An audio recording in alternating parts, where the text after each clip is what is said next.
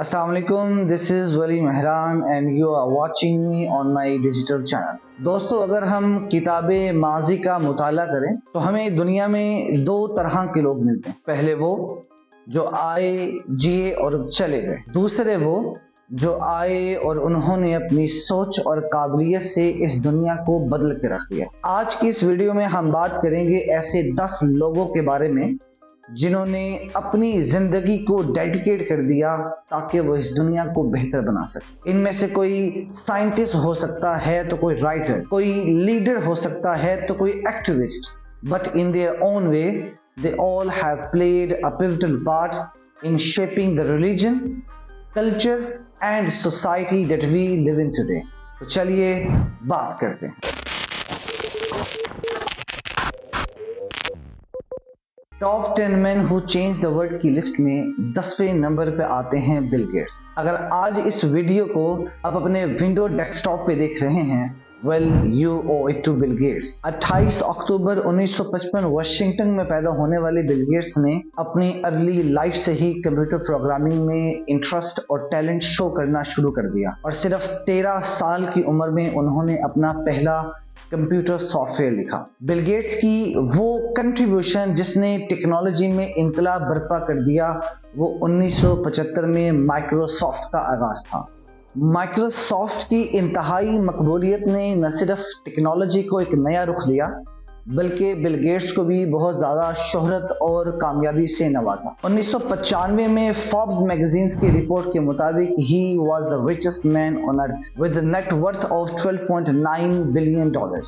सन 2000 में Bill Gates ने अपनी बीवी मेलिंडा के साथ मिलकर एक बहुत बड़ी चैरिटी फाउंडेशन की बुनियाद रखी और इस फाउंडेशन का नाम the bill and Melinda Gates foundation रखा गया।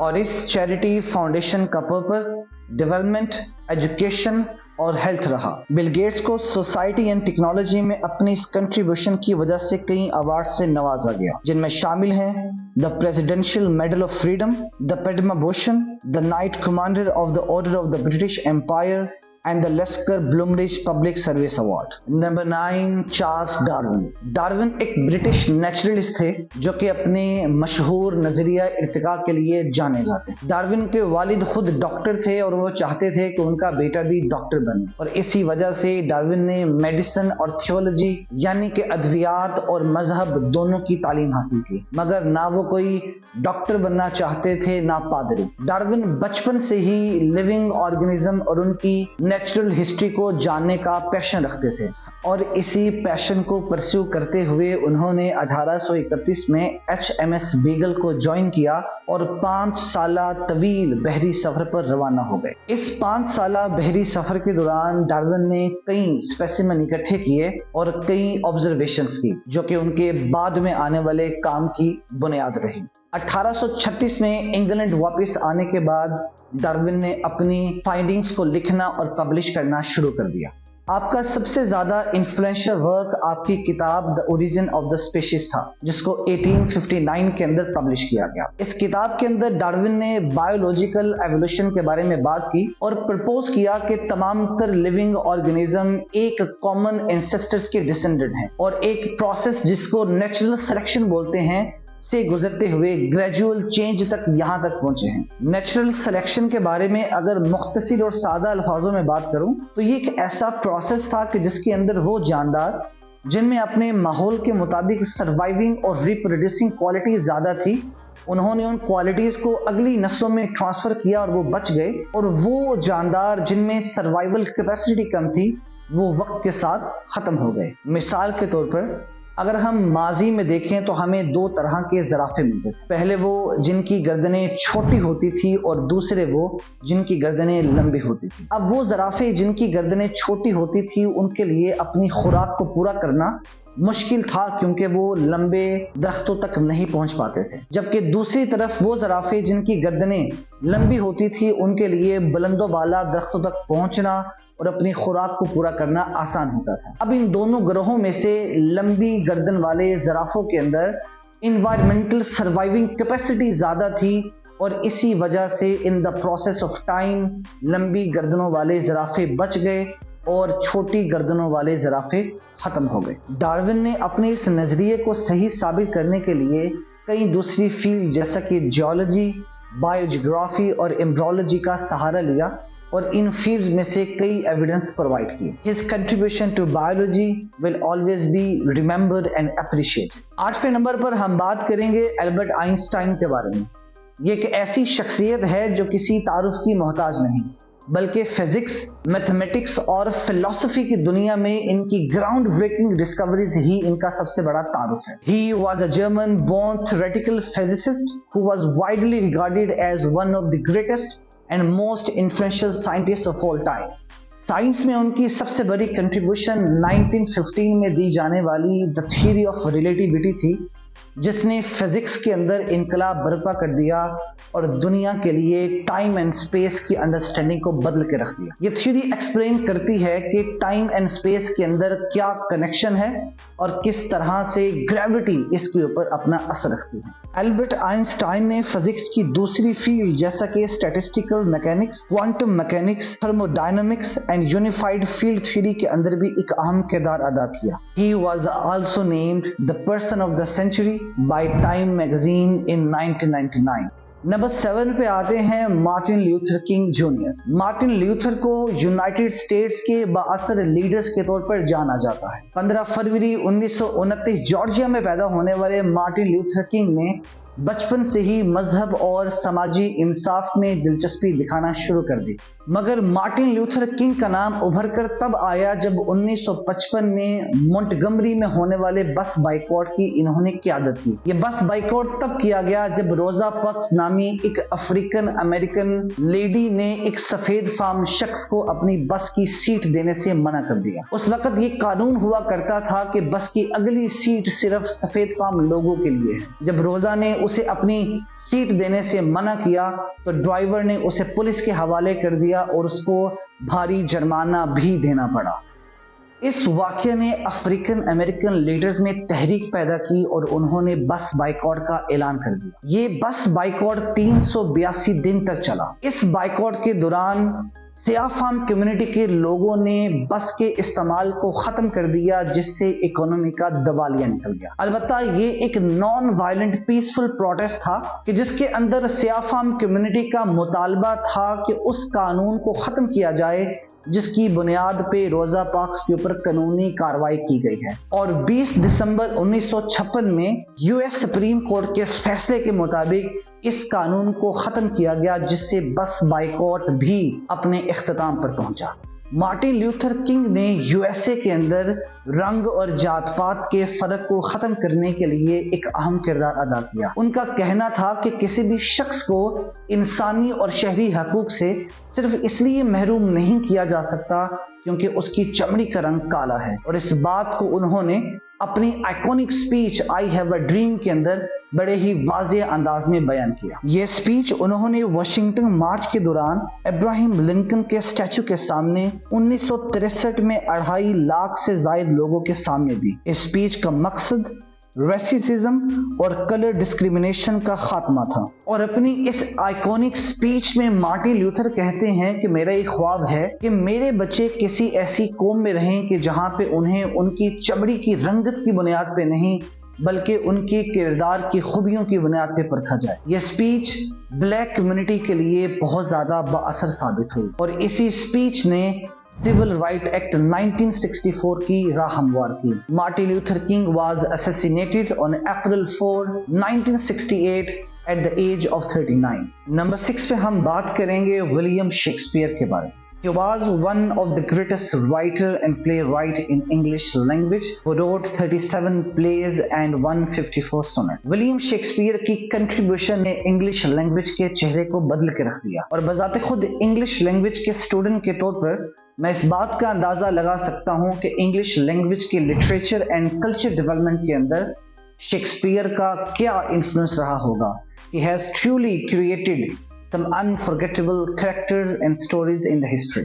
विलियम शेक्सपियर के अगर हम एक्सटेंसिव वर्क की बात करें तो देयर आर 4 कैटेगरीज के जिसके ऊपर विलियम शेक्सपियर का काम हमें मिलता है। इनमें से नंबर 1 है comedy, number 2 tragedy, number 3 history and number 4 romance. English literature के अलावा अगर इंग्लिश लैंग्वेज की बात की जाए तो लैंग्वेज की डेवलपमेंट के अंदर भी विलियम शेक्सपियर ने 1700 अल्फाजों की इन्वेंशन के साथ अपना हिस्सा डाला। विलियम शेक्सपियर के इन्वेंटेड फ्रेजेस को हम आज भी इस्तेमाल करते हैं, जिनमें शामिल हैं the heart of gold, break the ice, wild goose chase and the world is your oyster. और ये भी कहा जाता है कि विलियम शेक्सपियर की वोकेबलरी उस वक्त 30,000 से ज्यादा अल्फाजों पे मुश्तमिल थी, जो किसी आम आदमी के लिए याद रखना और इस्तेमाल करना तकरीबन नामुमकिन है। नंबर 5 पे हम बात करेंगे दुनिया के सबसे ज्यादा मशहूर सियासी कैदी के बारे में, जिसका नाम है नेल्सन मंडेला। नेल्सन मंडेला का असली नाम रोलिलाला मंडेला था। यह नाम उन्हें उनके वालिद से मिला था, जिसका मतलब था ट्रबल मेकर। लेकिन जब मंडेला 7 बरस के हुए तो उनके टीचर ने उन्हें क्रिश्चियन नाम नेल्सन दिया, क्योंकि उस वक्त अफ्रीकन बच्चों को इंग्लिश नेम देना एक रवाज हुआ करता था। मंडेला का मुल्क जनूबी अफ्रीका कई दहाइयों तक गोरे हुक्मरानों की नस्ली इम्तियाज की वजह से की जाने वाली नाइंसाफी और जुल्म सितम की वजह से नफरतों का जहन्नम बना रहा। मंडेला ने अपनी जवानी के दौर में ही नस्ली इम्तियाज के खिलाफ तहरीक में शिरकत की और इसी एक्टिविज्म की वजह से उन्हें जेल में डाल दिया गया। ताहम अपनी इस 27 साल तवील कैद के दौरान भी वो इस नस्ली इम्तियाज के खिलाफ मुहिम का हिस्सा बना रहे और इसकी रहनुमाई करते रहे। 1990 में अपनी रहाई के बाद उन्होंने जनूबी अफ्रीका में नस्ल परस्ती हुकूमत की बजाय मुंतखब जमहूरी हुकूमत के क़याम की जदोजहद की and he became the first democratically elected black president of south Africa in 1994। Nelson Mandela ने अपनी जिंदगी को नस्ल परस्ती के खात्मे और बराबर शहरी हकूक के हुसूल के लिए डेडिकेट कर दिया। उन्होंने सियाफाम लोगों की जिंदगी को बेहतर बनाने और सोशल जस्टिस के लिए कई पॉलिसीज की बुनियाद रखी, जिनमें शामिल हैं the reconstruction and development programme, the truth and reconciliation commission and the new constitution. Nelson Mandela ने न सिर्फ जनूबी अफ्रीका बल्कि पूरी दुनिया के अंदर अमन और बराबर शहरी हकूक को फरोग दिया। And in 1993 he was awarded with a Nobel Peace Prize for his struggle and perseverance. On the list of top 10 men who changed the world में चौथे नंबर पे आते हैं Isaac Newton. He was one of the greatest scientists and mathematician in history. Isaac Newton को the father of modern sciences भी कहा जाता है। फिजिक्स, ऑप्टिक्स एंड कैलकुलस के अंदर उनकी कंट्रीब्यूशन और डिस्कवरीज ने मॉडर्न साइंसेस को एक नया रुख दे दिया। अगर साइंस में उनकी कंट्रीब्यूशन की बात करूं तो 3 लॉज ऑफ मोशन डेवलप किए कि जिन्हें स्टूडेंट्स को समझने में आज भी मुश्किल का सामना करना पड़ता है। जब सेब को दरख्त से नीचे गिरते हुए देखा तो the law of universal gravitation formulate किया। पहला रिफ्लेक्टिंग टेलीस्कोप इन्वेंट किया कि जिसके जरिए डिस्टेंट ऑब्जेक्ट्स को भी ग्लास की मदद से मैग्नीफाई किया जा सकता है। नंबर 3 पे हम जिस शख्सियत के बारे में बात करेंगे उनका ताल्लुक पाकिस्तान से है। जी हाँ, मैं बात कर रहा हूँ अब्दुल सलाम के बारे में। अब्दुल सलाम एक पाकिस्तानी थ्योरेटिकल फिजिसिस्ट थे, जिन्हें इलेक्ट्रोवीक थ्योरी में अपनी कंट्रीब्यूशन की वजह से 1979 में नोबेल प्राइज इन फिजिक्स से नवाजा गया। अब्दुल सलाम पहले पाकिस्तानी और इस्लामी ममालिक से पहले मुसलमान थे कि जिन्हें नोबेल प्राइज इन साइंस से नवाजा गया। अपनी नोबेल एक्सेप्टेंस सेरेमनी में अब्दुल सलाम अपने कल्चर को रिप्रेजेंट करने के लिए एक पगड़ी पहन के आए और अपनी नोबेल एक्सेप्टेंस स्पीच में उन्होंने कुरान पाक की चंद एक आयात की तिलावत भी की। अगर बात की जाए उनकी साइंस में कंट्रीब्यूशन की तो उन्होंने थ्योरेटिकल फिजिक्स ग्रुप की बुनियाद रखी, जो कि पाकिस्तान के अंदर फिजिक्स का पहला रिसर्च ग्रुप था। The space and upper atmosphere research commission की बुनियाद रखी, जो कि पाकिस्तान की पहली स्पेस एजेंसी थी। और 1964 इटली में the international centre for theoretical physics में बतौर फाउंडिंग डायरेक्टर भी अपनी खिदमात को सरअंजाम दिया। अब्दुल सलाम ने तरक्की पजीर ममालिक में एजुकेशन और साइंटिफिक रिसर्च को प्रमोट करने के लिए अपनी तमाम तर एफर्ट्स को डेडिकेट कर दिया। नंबर 2, मोहम्मद अली जिन्ना। कायदे आज़म मोहम्मद अली जिन्ना एक पाकिस्तानी सियासतदान और वकील थे। आपकी वो contribution which change the course of history, वो बरसगीर के मुसलमानों के लिए अलहदा वतन पाकिस्तान का क़याम था। कायदे आज़म मोहम्मद अली जिन्ना का मानना था कि बरसगीर में रहने वाली दो कौमें हिंदू और मुसलमान एक दूसरे से बिल्कुल मुख्तलिफ हैं। उनका कहना था कि मुसलमान मजहब, रवायात और सकाफत के लिहाज से हिंदुओं से बिल्कुल मुख्तलिफ हैं, इसलिए मुसलमानों के लिए एक अलहदा वतन का होना लाजमी है जहाँ पे मुसलमान अपने मजहब के मुताबिक आज़ादाना तौर पर अपनी ज़िंदगी को गुजर बसर कर सकें। और ये ख्वाब एक बहुत तवील जिदोजहद के बाद 14 अगस्त 1947 को पूरा हो गया। पाकिस्तान बनने के पीछे जो जिद्दोजहद रही और मोहम्मद अली जिन्ना का उसमें जो किरदार था, ये कहानी हर पाकिस्तानी बच्चे को क्लासेस में सुनाई भी जाती है और पेपर्स में लिखवाई भी जाती है। मगर अफसोस कि हम अपनी जनरेशन्स में उन वैल्यूज को इंस्टिल करना भूल गए जो हमें हकीकत में पाकिस्तानी बनाते हैं। हम कायद के पाकिस्तान को संभालने का हक तो अदा न कर सके, मगर हाँ, आने वाली नस्लें भी कायदे आज़म मोहम्मद अली जिन्ना के इस एहसान के तले दबे रहेंगी। Top 10 men who changed the world की लिस्ट में पहले नंबर पे आते हैं मोहम्मद सल्लल्लाहु ताला अलैहि वसल्लम। Undoubtedly he was the greatest, the most influential and the most impactful personality that ever walked the face of the earth. और इस बात को मैं बतौर मुसलमान होने के नाते नहीं बल्कि एज अ रिसर्चर और एनालिस्ट कह रहा हूँ। सैकड़ों ऐसी मिसालें मिलती हैं जहाँ पे गैर मुस्लिम ने हजरत मोहम्मद सल्लल्लाहु ताला अलैहि वसल्लम की जिंदगी और उनके किरदार का मुताला किया और उन्हें तमाम तर इंसानों से बेहतरीन पाया। माइकल एच हार्ट ने अपनी किताब the 100 a ranking of the most influential persons in history में हजरत मोहम्मद सल्लल्लाहु ताला अलैहि वसल्लम को पहले नंबर पर रखा और लिखते हैं कि the most influential persons of the world की लिस्ट में मोहम्मद सल्लल्लाहु ताला अलैहि वसल्लम का नाम शायद कुछ लोगों को हैरान कर दे, मगर तारीख के अंदर ये वाहिद ऐसे शख्स थे जो कि मजहबी और दुनियावी दोनों लिहाज से इंतहाई कामयाब थे। अल्फोंस डी लैमार्टिन लिखते हैं कि इंसान की ग्रेटनेस को मैयर करने के लिए चाहे कोई भी स्टैंडर्ड्स क्यों न रख दिए जाएं, सवाल यही होगा कि उनसे यानी कि मोहम्मद सल्लल्लाहु ताला अलैहि वसल्लम से ज्यादा अजीम तर कौन हो सकता है। जॉन विलियम ड्रेपर लिखते हैं कि जस्टिनियन की मौत के 4 साल बाद मक्का में एक ऐसा शख्स पैदा हुआ कि जिसका इंसानी नस्ल पर सबसे ज्यादा असर रहा और वो शख्स कोई और नहीं मोहम्मद सल्लल्लाहु ताला अलैहि वसल्लम की जात थे। हजरत मोहम्मद सल्लल्लाहु ताला अलैहि वसल्लम ने इस दुनिया को बेहतर करने में जो किरदार अदा किया उसे लफ्जों में बयां करना मुमकिन नहीं। अगर दुनिया के तमाम तर दरख्त कलम बन जाए और पानी स्याही बन जाए तो भी आप सल्लल्लाहु ताला अलैहि वसल्लम की तारीफ का हक अदा ना हो सकेगा।